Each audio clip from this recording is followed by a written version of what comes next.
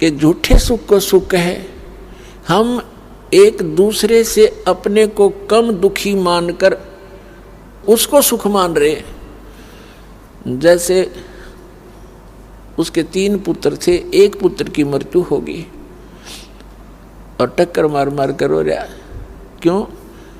छोटे से को लगता पालने माता पिता प्यार करता है, नहाता है, कपड़े धोता है, खाना खिलाता, अपने मुंह से निकाल कर ले बेटा ले बेटी तू खा ले, और फिर वो छीन लिया जाता है तो दुख में कमी नहीं, पर हमारी कोई पार भी नहीं बसाती क्योंकि हम गंदे लोक में रह रहे हैं।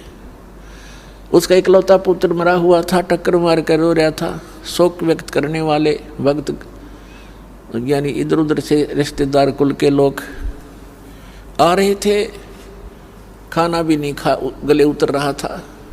इतने में एक व्यक्ति आ जाता है जिसका एक ही पुत्र था और वो कुछ वर्षों पहले मृत्यु को प्राप्त हो गया था। तो सभी सांत्वना देने वालों ने कहा कि देख भाई, यहाँ तो मृत्यु भाई सबके पता नहीं किस गेला के बन जा, किसके साथ क्या घटना घट जा, यहाँ तो सभी के साथ होता है। देखिए भाई, इसका एक ही पुत्र था और उसी की मृत्यु होगी। अब इसने भी संतोष कर लिया तो भी सब्र करे, खा ले का दी रोटी। तो उसने फिर सब्र हो गया, उसने फिर सुख महसूस किया कि हे भगवान देखो, इसका तो एकला पुत्र था और वो भी मर गया और मेरे तो 2 तो बच गए। बस फिर थोड़ी सी देर में उसने हौसला सा होया, अरे का दी रोटी खाई तो खाक सुख हो गया। भाई इतना सुख मान रहे हम। परमात्मा कहते हैं झूठे सुख को सुख है ये मान रहा मनमोद।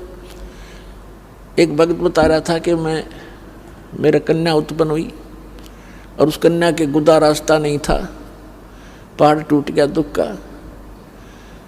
मेडिकल के अंदर लेकर गया, जिस वार्ड में मेरी बेटी को एडमिट किया उसमें 4-5 केस और थे ऐसे ही।